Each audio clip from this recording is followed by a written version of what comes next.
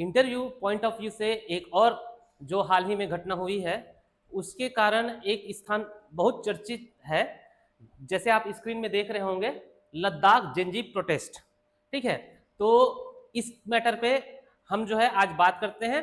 ठीक है, मैं धर्मेंद्र कुर्रे आप सभी का घोटुल के इस ऑनलाइन प्लेटफॉर्म में स्वागत करता हूं। तो आप लोगों ने देखा होगा 24 सितंबर को यह घटना प्रारंभ हुई थी। देखिए पहले ये देखिए जेनजी लद्दाख जेनजी प्रोटेस्ट एक इमेज आपके सामने आ रहा होगा। उसके बाद देखें तो सोनम वांगचुक देखिए शांतिपूर्ण प्रदर्शन कर रहे हैं। ठीक है, तो चलते हैं इसके में बारी बारी से क्या क्या हमको पूछा जा सकता है, किन किन चीजों को हमको ध्यान रखना है, इस पर चर्चा करते हैं। ठीक है, तो सबसे पहली बात जो लेह लद्दाख है, ठीक है, आपसे पूछा जाएगा तो कोई भी मेंबर पूछे तो पहला सवाल यही रहेगा कि लेह लद्दाख क्यों चर्चा में है। ठीक है, फिर आपका आंसर रहेगा अनशन हो रही थी वहां, शांतिपूर्ण अनशन जो कि हिंसा में बदल गई। ठीक है, इस कारण लेह लद्दाख चर्चा में है। अब अगर फिर वो पूछेंगे कि ये लोग अनशन क्यों कर रहे थे, तो फिर आप बताएंगे कि कुछ मांग है उनको लेकर ये जो है वहां के लोग जो है अनशन कर रहे थे। ठीक है, अब इस मांग के पीछे क्या कारण है, इस मांग के पीछे क्या कारण है, ये भी आपसे पूछा जा सकता है। ठीक है, ये कारण क्या है ये पूछेंगे। उसके बाद आखिर सरकार जो है इसमें क्या रुख अपना रही है और लद्दाख में ऐसा क्या बदलाव ला रही है, इस पर क्वेश्चन पूछ सकते हैं। और अंत में हम लोग देखेंगे समाधान क्या हो सकता है। ठीक है, लगातार आप देश विदेश में देख रहे होंगे जो हिंसापूर्ण जो विद्रोह है वो आपको देखने को मिल रही होगी। ठीक है, तो सबसे पहले बात करें अगर, तो आपको जानना है कि लेह लद्दाख, इसके बारे में आपको जानना है कि ये लेह लद्दाख है क्या। ठीक है, तो आप सबको पता है कि ये जो है हमारा एक यूनियन टेरिटरी है। अनुच्छेद 370 के हटने के बाद जम्मू कश्मीर और लेह लद्दाख को अलग अलग करके दो केंद्र शासित बनाया गया है। ठीक है, जम्मू कश्मीर में फिर विधानसभा आ गई, लेकिन लेह लद्दाख में अभी विधानसभा नहीं है। तो कब बना था अगर पूछा जाए आप लोग से कि ये जो है जम्मू एंड कश्मीर पुनर्गठन विधेयक के तहत बना गया था। ठीक है, अगस्त 2019 में ये जो है अधिनियम संसद में पारित हुआ था और अक्टूबर 2019 को ये जो है अलग से यूनियन टेरिटरी बन गया। तो वो पूछ सकते हैं कि भाई लद्दाख पूर्ण राज्य है कि यूनियन टेरिटरी, तो आप बताओगे यूनियन टेरिटरी कब बना था, तो इस कारण कैसे बना था। ठीक है, तो जम्मू एंड कश्मीर जो पुनर्गठन विधेयक के तहत बना था, और कितने यूटीज हैं, ये बातों में बातें खुलती जाती हैं। ठीक है, और कितने यूटीज हैं हमारे यहाँ, ये सब तो है ही। और क्या पूछ सकते हैं यहाँ, जब आप जान रहे हैं कि ये क्या केंद्र शासित प्रदेश है तो यहाँ प्रशासक कौन होता है, तो आप बताओगे कि उपराज्यपाल। उपराज्यपाल कौन है ये भी पूछा जा सकता है, तो उपराज्यपाल कौन है जी, कविंदर गुप्ता। ठीक है, तो उनका भी नाम आपको रखना है यार, उपराज्यपाल। इसको हम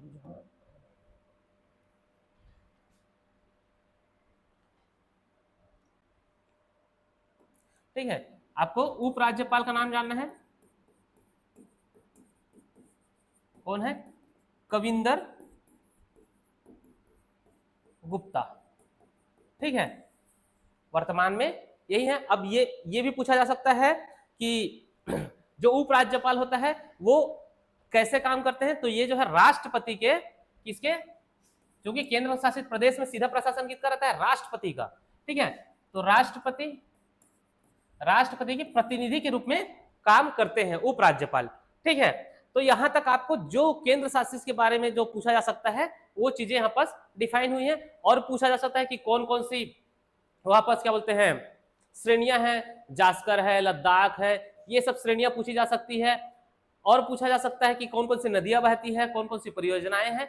ये अगर अलग वे में जाए और डीप जाना चाहे, आपको परेशान करना है, तो ये सब इस तरह से पूछ सकते हैं। लेकिन मेन क्वेश्चन रहेगा आपका लद्दाख चर्चा में क्यों है। ठीक है, तो देखते हैं आगे लद्दाख आखिर क्यों चर्चा में है।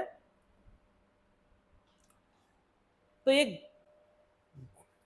10 सितंबर की बात है, 10 सितंबर।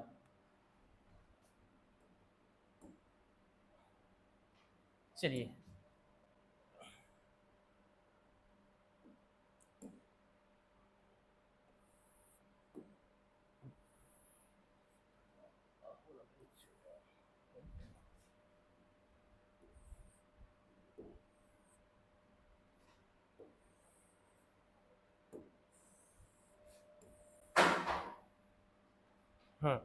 चलिए 10 सितंबर की बात है। पहला इसका आखिर घटनाक्रम क्या है जिससे ये चर्चित हुई है?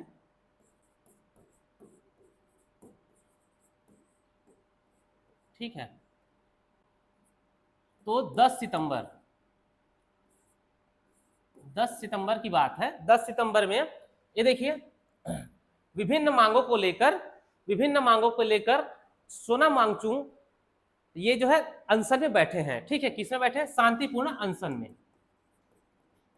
मेनली ये उनका नेतृत्व नहीं कर रहे हैं, मेनली नेतृत्व एक संस्था है वहां, लेह एपेक्स बॉडी।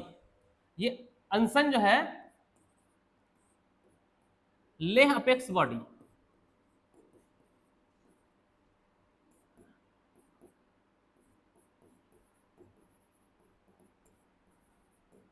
ये लेह एपेक्स बॉडी।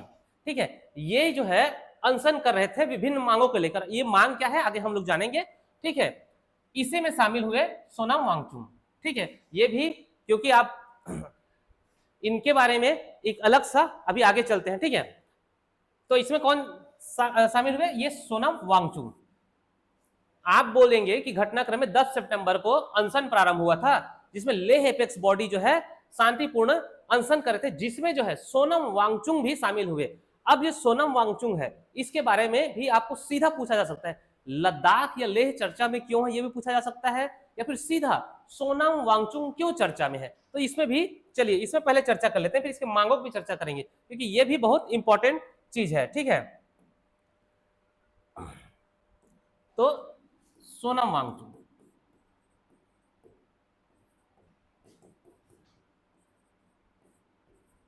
ठीक है, आपने 3 इडियट मूवी देखी है, उसमें जो Ranchhod Das छाछड़, all is well, ठीक है, वो जो है आमिर खान जो कैरेक्टर उसमें प्ले किए हैं वो इन्हीं पे है। ये सोनम वांगचुक जो है इन्हीं पे है। ठीक है, ये सोनम वांगचुक पे ही वो कैरेक्टर निर्धारित किया गया है, उन्हीं का प्रतिरूप बनाया गया है वहां। ठीक है, तो ये सोनम वांगचुक है क्या, देखते हैं। सबसे पहले ये जान लो कि सोनम वांगचुक जो है इंजीनियर है। An engineer does anything. ठीक है, इंजीनियर है। ठीक है, इन्होंने इंजीनियरिंग क्या की है? एनआईटी श्रीनगर में। ठीक है, आपने मूवी में देखा होगा एनआईटी श्रीनगर। ये एक क्या है? ये इंजीनियर है। एक क्या और क्या है? इनोवेटर है। इनोवेटर, नवाचार, ये नए नए चीजें करते रहते हैं। तो इन्होंने क्या इनोवेट किया है? अब आपको कनेक्ट हो जाएगा कि रणछोड़ दास छाछड़ कैसे हैं। ये इन्होंने इन्वेंट किया है बर्फ स्तूप। ये भी बहुत गजब चीज है, बर्फ स्तूप। ठीक है, हमारे तरफ देखिएगा तालाब होते हैं, गर्मी में सिंचाई के तालाब होते हैं, कुआं होता है। तो भाई अब देखिएगा ये है बर्फ स्तूप, ये आप लोग को दिख रहा होगा। लद्दाख में जो जल स्रोत है, ऐसा कोई जल स्रोत नहीं है जिसको हम लोग क्या है गर्मी में यूज कर सके नहरों के माध्यम से, या फिर इतना क्या बोलना चाहिए, वहां संसाधन नहीं है कि जो नदियों की पानी है उसको खेतों तक लाया जा सके। तब ऐसी स्थिति में क्या किए? सोनम वांगचुक ने एक स्तूप बनाया। ठीक है, सोनम वांगचुक ने क्या बनाया? एक स्तूप बनाया। ये देखिए स्तूप के आकार का ऐसा रहता है स्तूप। ठीक है, ऐसे स्तूप रहता है। इसके ऊपर एक पाइप लगी रहती है। देखिए ये पाइप है, इसमें जो है फव्वारे के द्वारा, ये फव्वारे के रूप में पानी को ऊपर प्रेषित किया जाता है। ठीक है, जब प्रेषित किया जाता है तो सर्दी के मौसम में विभिन्न नदियों से पानी लाके पतला पाइप रहता है जिससे प्रेषित किया जाता है पानी को, और वो पानी जो है देखिए बर्फ के रूप में कैसे यहाँ जमता जाता है। ये सर्दी के दिनों में होता है ना, सर्दी के दिनों में ये सब होता है, और जैसे ही गर्मी आता है, जैसे ही गर्मी आता है तो ये पिघलना शुरू हो जाता है। तो गर्मी के दिनों में पीने के लिए या फिर कृषि के लिए जो पानी की जो पूर्ति कहां से करते हैं लोग, ये देखिए ये जो है बन गया आपका बर्फ स्तूप, यहाँ नालियां बनाई गई है। देखो छत्तीसगढ़ में आप जो है पैरावट बोलते हैं, जो पैरा जो होता है ना उसको टीले बनाए रखते हैं। क्यों? क्योंकि भाई जब गर्मी के दिनों में जानवरों के लिए खाने के लिए घास नहीं रहेगा तो क्या करेंगे, पैरा के लिए, पैरा को उसे खाने के लिए रखते हैं। ठीक है, तो वैसे ही पानी को संचित, देखिए ये सोनम वांगचुक जी का आविष्कार है, ये उनका माइंड है, समझिए कितना गजब है। ठीक है, रणछोड़ दास छाछड़ टाइप का ही दिमाग है, जैसे मूवी में वैक्यूम क्लीनर से वो बेबी बर्थ करने वाला वो बनाया था ना एक तो यंत्र, वैसे ही टाइप का देखिए यहाँ पर बढ़िया से उन्होंने बर्फ स्तूप बना है, क्योंकि इसका आकार स्तूप की तरह होता है, इस कारण इसको बर्फ स्तूप कहा जाता है। ठीक है, इसको बर्फ स्तूप कहा जाता है। तो इसके लिए उनको बहुत सारे अवार्ड मिले हैं। क्या क्या अवार्ड मिले हैं? देखो रेमन मैग्सेसे अवार्ड भी उनको मिला है।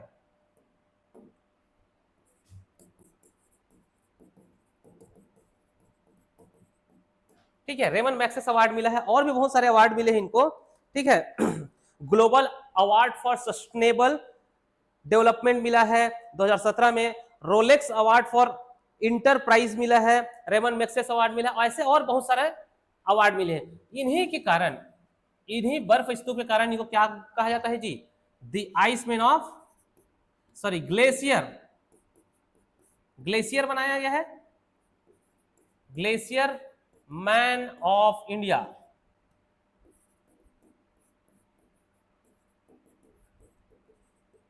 ठीक, ग्लेशियर मैन ऑफ इंडिया कहा जाता है सोनम वांगचुक को। यहां तक आपको समझ में आ गया होगा कि आखिर सोनम वांगचुक कौन है। ठीक है, चलिए और देखते हैं। एक ये जो है एक शिक्षा सुधारक भी है। ठीक है, क्या सुधारक है ये? शिक्षा सुधारक।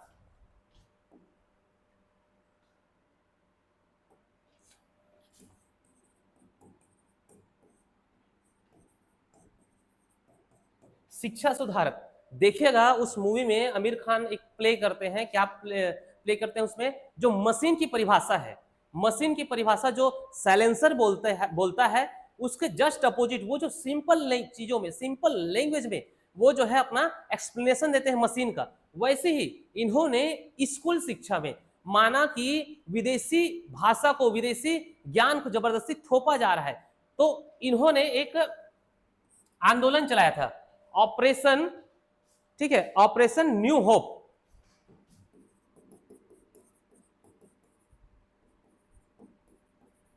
न्यू होप, नई उम्मीद, ऑपरेशन नई उम्मीद है, न्यू होप। ठीक है, उन्होंने ये ऑपरेशन न्यू होप चलाया था। तो अब आपसे पूछा जाए कि सोनम वांगचुक कौन है, तो बताइएगा वो लद्दाख के एक नागरिक हैं, वो एक इंजीनियर है, एक इनोवेटर है, एक शिक्षा सुधारक है। ठीक है, अब देखिए ये जो है, ये हमारे सोनम वांगचुक जी। ठीक, ये जो है हाँ चलिए इसके मांग में चलते हैं पहले। ठीक है, हाँ अब देखो ये लोग अनशन कर रहे हैं। अनशन क्यों कर रहे हैं? एपेक्स बॉडी जो है बैठी है वहां, वहां सोनम वांगचुक आए, तो कुछ मांग है। क्या मांग है? मांग देखते हैं इसके, क्या क्या मांग है इसके देखते हैं हम लोग। यहां तक आप लोग समझ में आ गया कि सोनम वांगचुक कौन है। अब कौन कौन से मांगों को लेकर मांग क्या है वो अनशन कर रहे थे, तो ठीक है 10 सितंबर को बैठे हैं अनशन करने के लिए।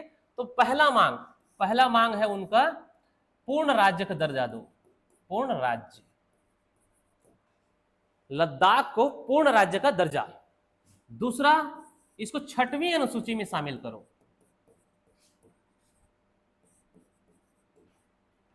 6वीं अनुसूची में शामिल करना है। ठीक है, इसके अलावा दो सांसद सीट मांग रहे हैं। ठीक है, और भी है, जैसे बेरोजगारी को हटाओ, सरकारी प्रक्रिया में जो भर्ती प्रक्रिया उसमें तेजी लाओ, ये सब मांगे हैं। लेकिन ये जो है मुख्य मांगे हैं। इस दो सांसद सीट वाले मुद्दे में और लद्दाख के लिए पूर्ण राज्य के मामले में आप देखोगे कि 2024 में लेह से लेकर, कहां से लेकर, लेह से लेकर दिल्ली तक सोनम वांगचुक जी ने लद्दाखियों को लेकर पद यात्रा भी की थी। आप लोगों ने उस समय न्यूज में देखा होगा, ठीक है। तो ये मुख्य मांग है, ये क्या है, मुख्य मांग है। अब इस मांग के पीछे कारण क्या है, आखिर क्यों मांगा जा रहा है? क्योंकि अभी हाल ही में तो पुनर्गठन हुआ है, फिर उसको एक क्या बनाया गया, यूटी बनाया गया है, यूनियन टेरिटरी बनाया गया है। तो इसके पीछे जो लद्दाख वासी हैं वो क्या कारण बताते हैं उसको देखिए। मांग तो आपको समझ में आ गया, इनके पीछे कारण देखते हैं। पहला कारण इनका मानना है कि अगर देखिए 6वीं अनुसूची क्या होता है, अनुसूचित क्षेत्र में प्रशासन के लिए। तो पहला मांगते कि 97% यहाँ क्या है, एसटी पॉपुलेशन है, अनुसूचित जनजाति पॉपुलेशन है, तो हमको 6वीं अनुसूची में आना चाहिए। क्योंकि इनका विशेष क्या है जी, विशेष कल्चर है, भाषा है, लिपि है, ठीक है, विशेष कल्चर है, ये है। तो उनको क्या होना चाहिए, 6वीं अनुसूची में आना चाहिए, इसलिए 6वीं अनुसूची में मांग कर रहे हैं। दूसरी चीज इनका मानना है कि जो लद्दाख है, लद्दाख में जो डेवलपमेंट होना है वो सही तरीके से नहीं हो रहा है। क्या नहीं हो रहा है,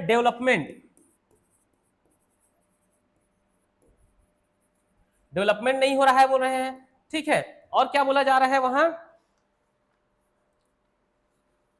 ठीक है, डेवलपमेंट नहीं है और बाहरी व्यक्ति का प्रवेश हो रहा है, बाहरी व्यक्ति वहां घुस रहे, क्योंकि जब तक अनुच्छेद 370 था तब तक जो है बाहरी कोई भी वहां जमीन खरीद नहीं सकता था। अब जो है वहां बाहर के व्यक्ति लोग जमीन खरीद रहे हैं। और दूसरी चीज क्या है, बेरोजगारी बहुत है, बेरोजगारी है। और चीजें क्या है, और चीजें जो डेवलपमेंट के नाम पे सरकार कर रही है, जो डेवलपमेंट के नाम पे सरकार कर रही है उससे क्या होगा, वहां पॉल्यूशन होगा। क्या होगा, जो डेवलपमेंट है उसके नाम पर क्या होगा, वहां पॉल्यूशन होगा। इस पॉल्यूशन से क्या होगा, ग्लेशियर अर्थात लद्दाख जो ग्लेशियर है वो पिघलेंगे, वहां की क्लाइमेट अलग परिवर्तित होगी, तो उसको कौन भुगतेगा जी, लेहवासी। तो यहाँ जो ग्लेशियर है, मतलब वहां का जो नेचर है, इकोलॉजी है, ठीक है, वहां की बायोडाइवर्सिटी है, इन सब पे इफेक्ट पड़ेगा। क्योंकि सोनम वांगचुक पहले भी अपना जो वहां लद्दाख के पर्यावरण के लिए खड़े रहे हैं, ठीक है। तो इनका कारण, ये सब कारण है। और एक और कारण है कि सरकार जो है दिल्ली में बैठकर उनका विकास ढंग से नहीं कर पा रही, इस कारण पूर्ण राज्य का दर्जा मिले, 6वीं अनुसूची में जाएंगे तो हम जो है स्वयं का विकास कर सकते हैं, ठीक है, स्वयं का विकास करना चाहते, स्वयं का विकास करना है, ठीक है। ये सभी कारण है उनके पीछे। अब चलिए इसमें हम लोग आगे चलते हैं, ये तो कारण हो गया। हाँ, तो ये आंदोलन को आगे बढ़ाते हैं हम लोग। 10 सितंबर से 23 सितंबर तक अनशन में, भूख हड़ताल में बैठे रहे लोग, कोई मीडिया कवर नहीं दिया, कोई शासन ने उन पर ध्यान नहीं दिया।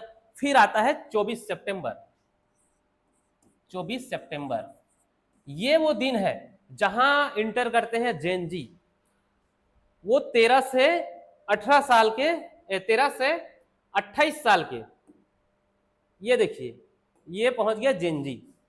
अब मचा बवाल, ठीक है। वहां जो सरकारी संपत्तियों का, ठीक है, सरकारी संपत्ति हो चाहे प्राइवेट संपत्ति हो, रोड हो, गाड़ियां हो, बहुत सारी चीजों पे क्या है, आग लगाना है या फिर वहां पर पुलिस के साथ झड़प होना है, ठीक है। इतना बढ़ गया कि और एक्स्ट्रा फोर्स मंगाना पड़ गया। और इस हिंसा में, ठीक है, इस हिंसा में 5 लोगों की क्या होगी जी, मृत्यु हो गई, और लगभग 80 लोग घायल हैं, ठीक है, 80 लोग घायल हैं। इस दिन ये घटना हुई। अब आगे क्या होता है, उसके बाद एक्स्ट्रा फोर्स आते हैं, वहां कर्फ्यू लगाया जाता है। अब वहां का इंटरनेट वगैरह सब चीज बंद कर दिया जाता है।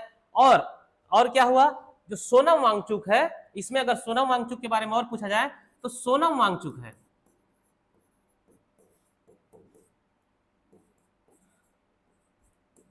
इस सोनम वांगचुक को कौन से उसके तहत जी, कौन से एक्ट के तहत उसको अंदर किया जाए? रासुका, राष्ट्रीय सुरक्षा कानून, नेशनल सिक्योरिटी एक्ट। ठीक है, अब आप लोग के लिए होमवर्क है, सीधा इंटरव्यू ये भी पूछ सकता है सोनम वांगचुक के बारे में क्या जानते हैं, उनको किस एक्ट के तहत, किस अधिनियम के तहत उनको क्या किया गया है जी, बंदी बनाया गया है, ये सीधा पूछा जा सकता है आपको। ठीक है, तो आप लोग के लिए होमवर्क है कि रासुका क्या है और पहले कौन कौन सा राष्ट्रीय सुरक्षा कानून बना है, ये आपको क्या करना है, थोड़ा सा पढ़ के रखना है। चलिए, यहां तक तो आपने समझ लिया कि लेह लद्दाख में अनशन प्रारंभ होता है, उनकी मांगे क्या थी, उनकी मांग के पीछे कारण क्या थी, और 24 सितंबर को आखिर वो हिंसा में क्यों बदल गया, क्योंकि उनका कोई सुध नहीं लिया जा रहा था। ठीक है, उस हिंसा में क्या क्या हुआ ये भी आप लोग देख लिए। फिर सोनम वांगचुक, वहां जो कर्फ्यू लग गया है, अभी जो है इंटरनेट सेवा वगैरह सब बंद है, सब कट कर दिया गया है। ठीक है, अब सोनम वांगचुक जो है उनको जो है रासुका के तहत गिरफ्तार कर लिया गया है।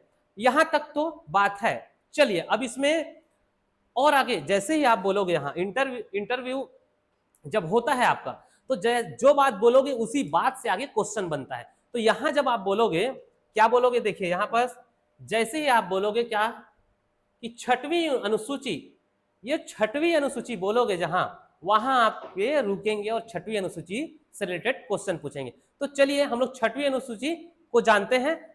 ठीक है, ये जो छठवीं अनुसूची है देखिए, छठवीं अनुसूची को हम लोग कंपेरेटिवली पढ़ते हैं, पांचवी अनुसूची और छठवीं अनुसूची। ठीक है, क्योंकि दोनों जो है जनजातीय क्षेत्र में प्रशासन के लिए है। ठीक है, यहां लिख देते हैं पांचवी, यहां लिख देते हैं छठवीं। पांचवी अनुसूची और छठवीं अनुसूची। देखिए, जब संविधान बना, जब संविधान बना उस समय, ठीक है, जब संविधान बना उस समय क्या होता है, जिन जनजातीय क्षेत्रों में जहां जनजाति रहती थी, उनको विकास की जरूरत थी। किसका विकास? डेवलपमेंट का, विकास का जरूरत था। ठीक है, वेलफेयर की जरूरत थी, लेकिन उनका जो कल्चर है वो जो है नॉर्मल जो पीपल है उनसे उतना ज्यादा डिफरेंस नहीं था, उनका कल्चर उतना ज्यादा डिफरेंस नहीं था। तब इन्होंने क्या किया, उसको पांचवी अनुसूची में डाला। ठीक है, अब पांचवी अनुसूची में डाल के उसमें क्या किया गया जी, इसमें, हाँ ठीक है, पांचवी अनुसूची में डाल के एक ट्राइबल एडवाइजरी काउंसिल बनाया गया। ठीक है, इनके विकास के लिए। अब देखिए, पांचवी अनुसूची में जिनका कल्चर उतना डिफरेंट नहीं है, लेकिन उसको अगर विकास किया जाए, उनका डेवलपमेंट किया जाए, लाइफ स्टाइल मतलब वेलफेयर किया जाए उनको, तो वो जो है लेवल में बाकी जो अन्य विकसित समाज है उसके लेवल में आ सकते हैं। तो उसके लिए विकास के लिए उन्होंने TAC, ट्राइबल एडवाइजरी काउंसिल,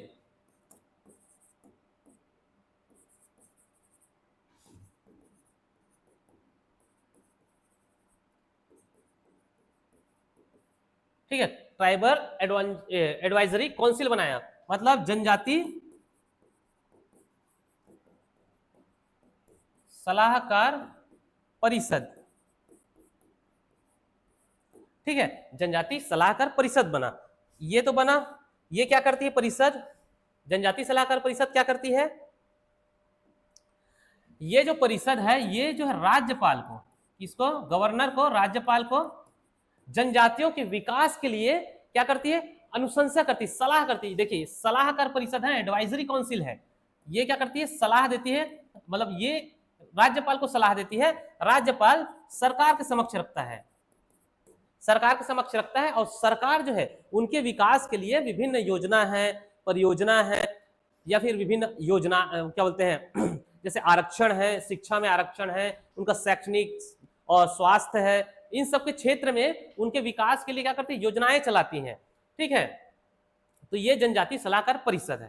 ठीक, अब यहां ये पांचवी अनुसूची कहां लागू है, इस कौन सा अनुच्छेद में बताया गया है, तो भारतीय संविधान के अनुच्छेद 244(1) में बताया गया है कि AMTM मतलब असम, मेघालय, त्रिपुरा, मणिपुर, इन सब को छोड़ जहां भी जनजाति रहती है, जहां एसटी कम्युनिटी रहती है, वहां जो है ये जनजाति सलाहकार परिषद बनेगा और अनुसूची 5 के तहत वहां प्रशासन किया जाएगा। ये तो हो गया अनुसूची 5। अब देखते हैं अनुसूची 6। अनुसूची 6, अब भाई लद्दाख में जब 97% पॉल्यूशन है, पॉपुलेशन जो है एसटी का है, अनुसूचित जनजाति का है, तब जो है वहां क्या लग रहा है, अभी 5वीं अनुसूची लग रहा है, उसके तहत जो जनजाति सलाहकार परिषद काम कर रही है। लेकिन बोला ही क्यों गया है कि 6वीं अनुसूची में हमको डाला जाए, ठीक है। तो इसके पीछे देखिएगा 6वीं अनुसूची में, 6वीं अनुसूची क्यों बनाई गई, जहां जिन जनजाति क्षेत्रों में विकास की जरूरत तो है ही, साथ ही साथ उनका life style, culture, life style है, कल्चर है, ठीक है, लाइफ स्टाइल कल्चर डिफरेंट है, ठीक है, डिफरेंट है, जिसको संरक्षित करने की जरूरत है, ठीक है। उसके लिए 6वीं अनुसूची लाई गई। अब इसके लिए मतलब उसके नियम, कानून, कल्चर सभी को क्या करना चाहिए, संरक्षित करना है। तो इसके लिए एक चीज बनाई गई, यहां क्या बनता है आपका एडीसी, ठीक है। एडीसी क्या होता है, ऑटोनोमस डिस्ट्रिक्ट काउंसिल, ठीक है, ऑटोनोमस डिस्ट्रिक्ट काउंसिल,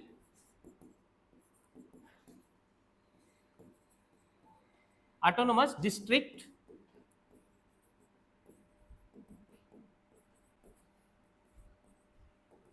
ठीक है। ये क्या करता है, ऑटोनोमस डिस्ट्रिक्ट काउंसिल मतलब स्वशासी जिला परिषद। इसमें जो है, इसमें जो सदस्य रहते हैं, इसमें जो सदस्य रहते हैं वो क्या रहते हैं, लोकल रहते हैं, लोकल, ठीक है। लोकल जनजाति जो रहते हैं, जनजाति जो रहते हैं वो इसके सदस्य रहते हैं। और इनका ये क्या है, जब ये बनता है, जब एडीसी बनता है तो इनको अधिकार मिलता है किसका, जल का, कि उस क्षेत्र का जल को कैसे उपयोग कर सकते हैं, जमीन का। वहां कोई भी जाके खनन नहीं कर सकता बिना इनके परमिशन के, जल, जंगल, जमीन, ठीक है। इन सब में नियम, कानून, और बाहर जैसे कोई भी खनन करने आ रहा है, कोई भी लकड़ी काटने आ रहा है, तो इनके परमिशन के बगैर वहां कुछ भी नहीं हो सकता, ठीक है। और कल्चर का, अपने कल्चर को प्रमोट करने के लिए, अपने कल्चर को सुरक्षित रखने के लिए ये नियम बना सकते हैं, और ये नियम पूर्णतः प्रभावी होते हैं, ठीक है। और जो भी सांसद जो भी नियम बनाती है वो भी फिल्ट्रेशन के बाद यहां पहुंचती है ना, ठीक है, डायरेक्ट वहां नहीं पहुंचती, इनकी मंजूरी के बाद ही वहां लागू होती है। तो देखिए उनका एक मांग क्या है, 6वीं अनुसूची में शामिल करना। लेकिन 6वीं अनुसूची कहां लागू है, कहां लागू है आप 6वीं अनुसूची, तो हमारा जो आर्टिकल है, आर्टिकल कौन सा, 2442, ठीक है, 244(2) में ये के तहत इसमें है AMTM, ठीक है, AMTM इसमें जो है लागू है 6वीं अनुसूची, ठीक है। तो यहां असम, मेघालय, त्रिपुरा और मिजोरम, ओके। ये जो है आर्टिकल 244(2) में उल्लेखित है। अब यहां जो है आपका डिस्ट्रिक्ट काउंसिल बना हुआ है, ऑटोनोमस डिस्ट्रिक्ट काउंसिल बना हुआ है। पहले जब संविधान बना तो उस समय असम को ही क्या मिला था, ये 6वीं अनुसूची में जगह मिली थी। उसके बाद मिजोरम, त्रिपुरा और क्या है जी, मेघालय, इनको भी जोड़ा गया। तो भाई अगर मांग है तो सरकार को जोड़ देना चाहिए। हाँ देखिए, इसमें एक चीज और ध्यान देने वाली बात है कि 6वीं अनुसूची में तभी जोड़ा जाता है जब वो पूर्ण राज्य हो। तो सबसे पहले लद्दाख वाले क्या मांग रहे हैं, तो हमको पूर्ण राज्य का दर्जा दो। जब पूर्ण राज्य का दर्जा देंगे तो 6वीं अनुसूची में शामिल हो सकते हैं। तो पहला मांग पूर्ण राज्य का है, क्योंकि मेन 6वीं अनुसूची में शामिल होना है। अब देखिए लद्दाख वाले ऐसा क्यों मांग रहे हैं 6वीं अनुसूची में शामिल करने का, उसके पीछे जो मेजर कारण है वो थोड़ा राजनीतिक मुद्दा है, फिर भी हम इसको देखते हैं थोड़ा सा, ठीक है।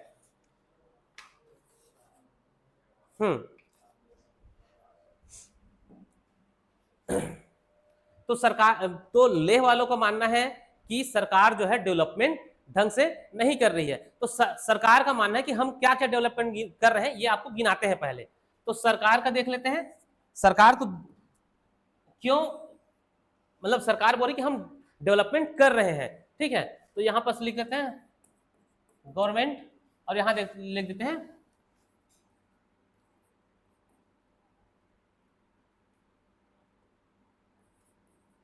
लद्दाख वाले क्या बोल रहे हैं, प्रोटेस्टर जो है, ठीक है। तो गवर्नमेंट बोलती है कि हम वहां माइनिंग इंडस्ट्री लगा रहे हैं, माइनिंग, ठीक है, माइनिंग इंडस्ट्री, ठीक है, माइनिंग इंडस्ट्री, ठीक है। सोलर पार्क बना रहे हैं, सोलर पार्क बना रहे, वो भी मेगा, मेगा और अल्ट्रा मेगा, ठीक है, मतलब बहुत बड़े बड़े, ठीक, अल्ट्रा मेगा एवं अल्ट्रा सोलर प्लांट, ठीक है। माइनिंग प्रोजेक्ट्स ला रहे हैं। तो यहाँ क्या मिला है जी, आपको पता होगा कि कुछ साल पहले यहाँ लिथियम मिला था, जो व्हाइट गोल्ड है, जो अभी बैटरी वाली जो दुनिया चल रही है ना, उसमें सबसे महंगा धातु चल रहा है, बहुत इंपॉर्टेंट है, ठीक है। कनेक्टिविटी ला रहे हैं बोलती सरकार, कनेक्टिविटी ला रही है। इस कनेक्टिविटी में क्या ला रहे हैं, मोबाइल्स ला रहे हैं, मोबाइल, ठीक है, रोड बना रहे हैं, ठीक, एयर है, ठीक है, एयर वहां जो ट्रांसपोर्टेशन है उसको बढ़ावा दिया जा रहा है, ठीक है। मोबाइल भले जियो का लग रहा है, ओके, ठीक। तो ये कनेक्टिविटी हो गया, सोलर पार्क हो गया, माइनिंग हो गया, ये सब तो हम लोग कर रहे हैं बोलते हैं, ठीक है। अब इन सबसे जो पैसा आएगा, इन सबसे पैसा आएगा, उसको जो है हम आपके शिक्षा, स्वास्थ्य, डेवलपमेंट, इन सब में यूज कर सकते हैं, ऐसा सरकार का कहना है। लेकिन लद्दाख वासियों का क्या कहना है, देखिए, ये जो माइनिंग इंडस्ट्री लगा रहे हैं, ठीक है, माइनिंग इंडस्ट्री लगा रहे हो, माइनिंग कर रहे हो वहां किसका, लिथियम का, ठीक है। तो इस जहां खनन होगा उसका भरपाई कौन करेगा, क्योंकि वो बहुत सेंसिटिव एरिया है, ठीक है। वहां जो बायोडाइवर्सिटी है, वहां जो इकोलॉजी है, वहां बहुत क्या है जी, संरक्षित है। तो जब खनन होगा तो ऑब्वियस है पॉपुलेशन बढ़ेगी, ठीक है। जब पॉपुलेशन बढ़ेगी तो बर्फ फिर पिघलेंगे, बर्फ पिघलेंगे तो क्या होगा जी, उसको भोगेगा कौन, वहां के परिवर्तन होगा उसको लेहवासी भोगेंगे। तो एक तो माइनिंग वाला जो है, माइनिंग आप कर रहे हो तो उससे क्या हो रहा है जी, वहां का प्रदूषण फैलेगा बोलते हैं। फिर सोलर पार्क बनाया जा रहा है, सोलर पार्क, देखिए ये जो सोलर पार्क है, पहले था 10 गीगावाट का, ठीक है, पहले था 10 गीगावाट, मतलब बहुत ही बड़ा, ठीक है। इसको विरोध किया गया तो 5 गीगावाट किया गया, ठीक है, इसको विरोध किया गया तो 5 गीगावाट किया गया। तो ये कहां लग रहा है, ये देखिएगा, एक इमेज है,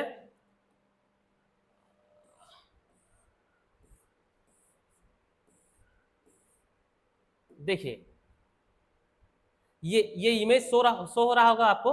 ये जो क्षेत्र है, ये जो क्षेत्र है, क्योंकि ये तो पहाड़ों में नहीं लगा सकते ना भाई, वहां बर्फ जमी रहती है, वहां तो ढंग से स्ट्रक्चर ही खड़ा नहीं हो सकता। तो ये जो आपको मैदान टाइप का दिख रहा है, पठार, वहां लगेगी सोलर प्लांट, वो भी बहुत बड़े जगह पे। जब जो है उतने बड़े जगह में सोलर प्लांट लगेगी, तो देख रहे हो आप जो है यही भेड़ वगैरह चल रहे हैं, याक वगैरह देख रहे हो, ठीक है। तो वहां एक जनजाति रहती है, कौन, चांगपा, उसका नाम है चांगपा जनजाति।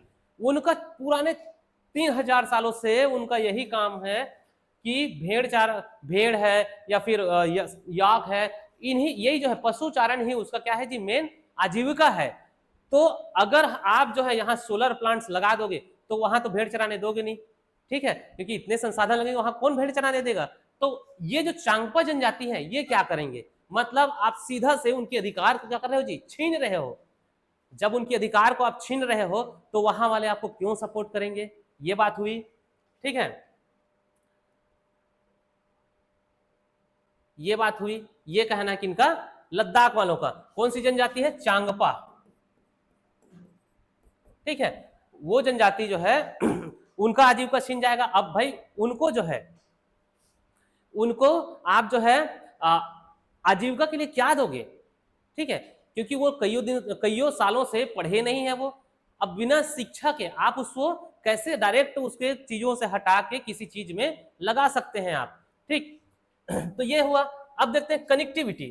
माना आपने कनेक्टिविटी दिया, जैसे ही कनेक्टिविटी हुआ तो क्या होगा, पर्यटन बढ़ेगा। ऑब्वियस है पर्यटन बढ़ेगा।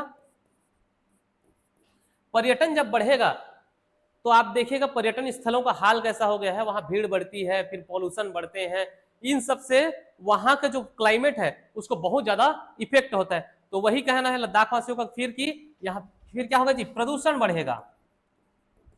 ये तो हो गया। अब दूसरी चीज, आप कनेक्टिविटी कर रहे हो, मोबाइल दे रहे हो, रोड बना रहे हो, एरोप्लेन उतारने के लिए बना रहे हो, लेकिन पर्यटन जो है, पर्यटन में 2024 में लद्दाख वासियों का कहना है कि 2024 में 1000 CR रुपये आए, ठीक, 1000 करोड़ रुपये सिर्फ पर्यटन से आए। लेकिन इसमें से इस 1000 करोड़ में इसमें से बहुत ही ज्यादा, मतलब अधिकतर तो कौन ले गए जी, कार रेंटल वाले, बाहरी लोग, ठीक है। कौन, कार रेंटल। क्योंकि आप लद्दाख जाओगे, जैसे आप दिल्ली के हो या फिर चलो छत्तीसगढ़ से आप लद्दाख जा रहे हो तो फिर दिल्ली तक फ्लाइट में चले गए या फिर ट्रेन में चले गए, फिर वहां कार रेंट करके आप अगर वहां जा रहे हो, लद्दाख जा रहे हो, तब क्या होगा जी, आप वहां लद्दाख जाओगे तो वहां के लोगों को, वहां टैक्सी ड्राइवर है, वहां के जो अन्य लोग हैं, उनको कहां रोजगार मिला, नहीं मिला। तो इस 1000 करोड़ में बहुत सारे लोग कार रेंटल वाले ले गए। और बोलते हैं कि होटल वाले लोग, भाई अब लद्दाख में उतने भी रईस नहीं है, उतने भी जनजाति जो है पैसे वाले नहीं है कि बड़े बड़े होटल रिजॉर्ट खड़ा कर ले। वो जो है, तो ये होटल रिजॉर्ट कौन खड़ा किए हैं, बाहर के लोग। अब बाहर के लोग वहां जो इन्वेस्ट किए हैं उससे वो लोग पैसा निकाल रहे हैं, ठीक है। तो ऑब्वियस है कि वहां का जो पैसा है, लद्दाख का पैसा जो है वहां से क्या है जी, बाहर आ रहा है, ठीक है। और देखें इसमें, ठीक, आप जो है मॉल्स बना रहे हो, मॉल्स में क्या क्या ला रहे हो जी, वहां जियो मार्ट ला रहे हो, ठीक है। तो जब जियो मार्ट आएगा तो क्या लोकल प्रोडक्ट्स को वहां महत्व मिलेगा, नहीं मिलेगा। मल्टीनेशनल कंपनीज के जो प्रोडक्ट्स हैं वहां जाएंगे, तो वहां के जो लोकल लोग हैं उनकी आजीविका का क्या, ठीक है। तो इन सब के कारण वो पहले पूर्ण राज्य का दर्जा मांग रहे हैं, ठीक है। उसके बाद 6वीं अनुसूची में शामिल करने का दर्जा मांग रहे हैं। जब वो 6वीं अनुसूची में शामिल हो जाएंगे तब उनके पास प्रशासन मिल जाएगा, उनको प्रशासन करने का, अपने संसाधनों पर अधिकार मिल जाएगा, ठीक है। और जो भी चीजें वहां हो रही हैं, जो भी चीजें वहां हो रही जो उनके अनुसार नहीं है, तो वो जो है सब सेटलमेंट होगा, ऐसा उनका मानना है। वो टैक्स लगा सकते हैं, अपने क्षेत्र में शिक्षा, स्वास्थ्य, इन सब के लिए बेहतर काम कर सकते हैं, ऐसा उनका मानना है, ठीक है। ये तो हो गया सरकार की तरफ से क्या व्यू है और उनकी तरफ से क्या व्यू है, आपको स्पष्ट हो गया होगा, ठीक है। तो सपोज आपसे पूछा जाए कि इसका समाधान क्या है, चलिए इसके समाधान पे बात करते हैं। तो आपका समाधान अगर पूछा जाए तो समाधान में देखिएगा,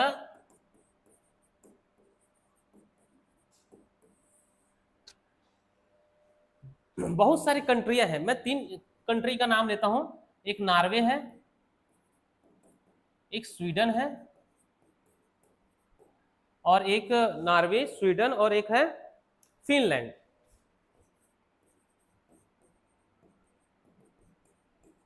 ये 3 कंट्रियां हैं, ठीक है। नाम आप नॉर्वे, स्वीडन ऐसे जनरली आप नाम याद रख सकते हो।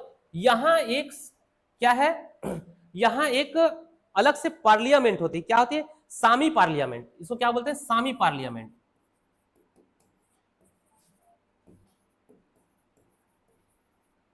ये क्या होती है, जो ट्राइब्स होते हैं, जो ट्राइब्स होते हैं उनकी, हाँ, उनका एक संसद होता है।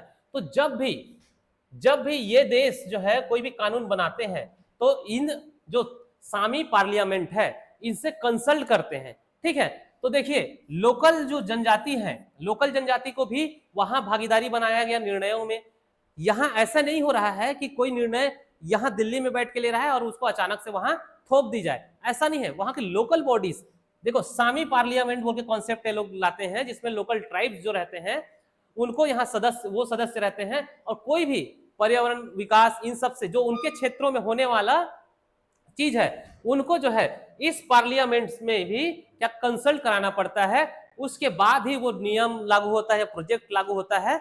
तो इससे क्या होता है जी, जो ट्राइब्स हैं वो लोग भी अपने हितों के बारे में सोच के वो जो भी नियम कानून प्रोजेक्ट्स बना रहे हैं उस पर परिवर्तन या फिर उसको एक्सेप्ट करते हैं। तो ये एक बेहतर कॉन्सेप्ट है जिसको आप समाधान के रूप में वहां बता सकते हैं।